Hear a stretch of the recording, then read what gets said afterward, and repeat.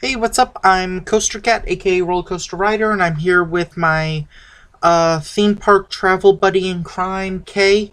And we just got back from New York City. We went to a few amusement parks, and we'll tell you about it, along with food and some tips and techniques, at least in our opinion. Uh, we landed in New York. It was pretty warm. Did we get there later? About on time. No, we were delayed because a thunderstorm was going Oh through. yeah. I slept on the flight. I know, feel bad for me. Then we got a rental car and we dealt with the uh pleasant and wonderful New York traffic. Yeah, LaGuardia is all under construction. It's a mess. And speaking of a mess, the road conditions. Yeah, the 95 system was quite potholy and rough and yeah, going at high speeds and you couldn't really lanes were kind of skinny and you couldn't really go around them without possibly hitting somebody else and colliding. So you just kind of dealt with it and you went. And the first park, as you can tell from the title, was Luna Park in Coney Island. I had been there in, I think, 2013. Yeah, I'm pretty sure 2013. And so this is my second time there. Uh, do you have a tip about parking? Not really. You, Like, we stayed at a lot behind the trains. Or behind the train tracks, right? well, where we stayed was right off of the main road. What was that street? Surf Avenue? Surf, right. We stayed at Surf and what was it, South 12th or If I something? were to guess, West 10th, because that's where the Cyclone is. No, it wasn't West 12th then it was. Okay. But you're following all the traffic in front of you because everybody is driving kind of crazy and you got stoplights every block and a half there. So I was glad to have this guy along to kind of tell me where parking was, but you didn't really see signs for parking until you were almost past them. Yeah, and some of the spots that I did find for parking were like meters on the side, and by the time I said it, we were We were like a already car past. ahead. Yeah. Yeah. And you don't want to do too many U-E's. There's a lot of signs not to do U-turns, and We a probably lot broke the of law. a lot of police officers all around there. So Mm-hmm. So yeah, we did find this parking lot, which was like $15 a day. yeah, Okay. on the weekends. During the Mm-hmm. week, it was hourly charge. So I think and we I'm did go on glad. Friday, so it was hourly. Oh, well, it was 15 for the day. And I Hmm. was very glad, maybe because we weren't there first thing and he prorated, I don't know. I was kind of glad he parked Yeah, because, he valeted it. yeah, the parking was quite tight. He was trying to get in as many cars as he could. And of course, that's his living and stuff like that. So more power to him if he can do that.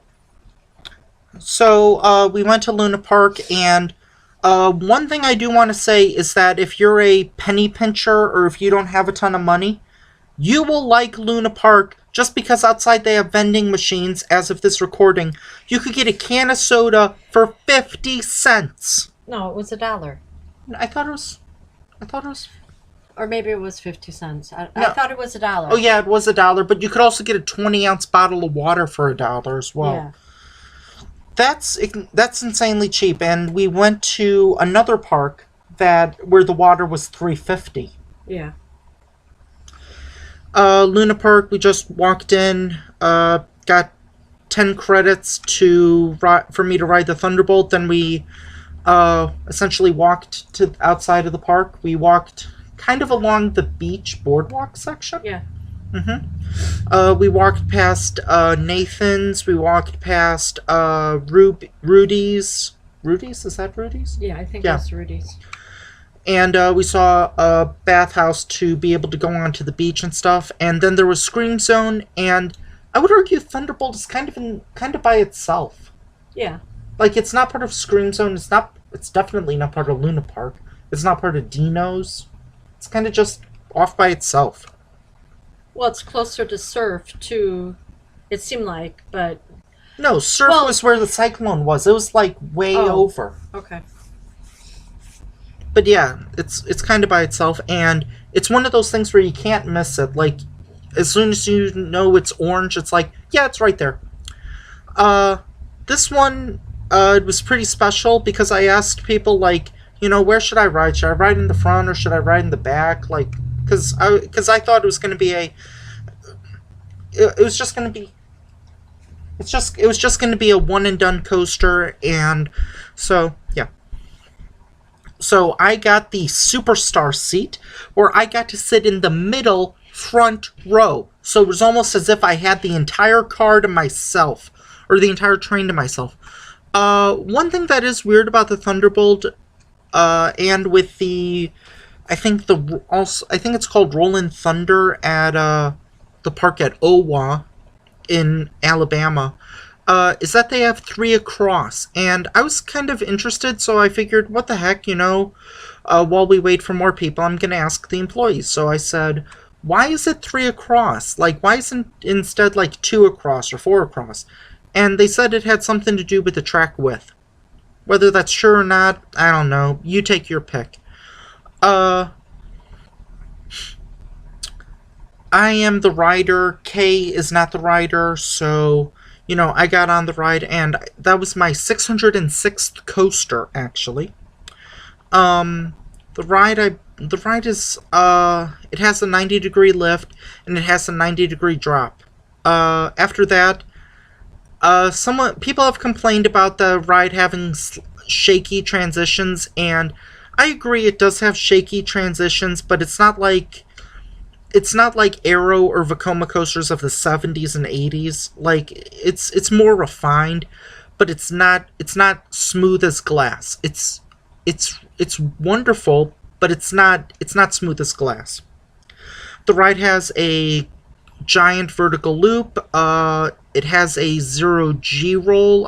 It has a 0G roll. Then it has like this Immelman loop turnaround, and then it finishes up with a corkscrew and a few camelback hills. The trains are similar to B&M clamshell restraints. However, what's odd is that they're connected with over-the-shoulder restraints, which really just feel like seatbelt straps. Probably a little more elasticy, but that's essentially what they feel like. They don't hinder the ride. They don't help the ride. They don't hurt the ride. They're probably just there as, a backup failsafe. And, I can respect that. One thing that I don't respect is that Luna Park does not have a lot of souvenirs for the Thunderbolt. We did buy a Coney Island magnet. I think that was like $3 or $4. And something that I adore about at least that store, yeah, probably that store, is that they include tax with the price. So it's very simple. It's like $3, $3.50. It's like, I would rather it be that. Just make it simple. Just make it easy for dumb people like me.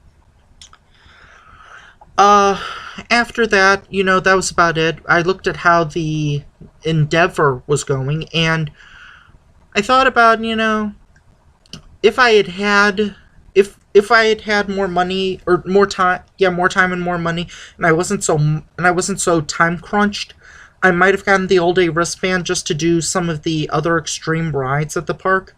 But due to time and money constraints, I just did the Thunderbolt. After the Thunderbolt, we decided to get something to eat, so I looked at this place that was nearby called Rudys, and then I looked at, the tried and true Nathan's. Rudys was more expensive, but it had a significantly shorter line. Nathan's was a few bucks cheaper, but it had a significantly larger line. Right. There were a lot of groups of kids from camps and everything there. Yeah, or maybe it was like a summer school or just some club or something. Yeah. Yeah, so there were many groups there. Luna Park and Coney Island does not feel seedy or trashy, if you're wondering or scared. it's nice and safe and very family friendly. Would you agree? Yeah, yeah. So we ate at Rudy's. I got a brat sandwich. Yeah. Or well, it was essentially a brat, but it also had onions and peppers, and I'm not an onions and peppers person. Right. And we also got sweet potato fries because well, I'm trying to watch what I eat. Not Kay can eat whatever she wants, and she's still thin. Yeah, right. And what did you have? You had the chicken. I had the skinless grilled chicken. Yeah, did they not have lettuce? No, they didn't have large pieces of lettuce that they could give Oh me, yeah. but they grilled some onions for me, which I Mm-hmm. got after I almost was done with the chicken. So, but everything was kind of cooked fresh, so that I kind of liked. The brats were pretty warm. Or I Yeah. mean, the brat was warm. The fries were pretty warm. Yes, yes, the fries were very warm. Yeah. And then we had. Then I tried the hot sauce, and well, if I had to blow my nose before, I didn't afterwards. Yeah, cleaned out the sinuses. Yeah. And what soda did we have? Did we have like a Coke or Pepsi or? Yeah, it was one of those two. Yeah, It's whatever. It's whatever. It's product I have. it's whatever product recently advertised on my videos.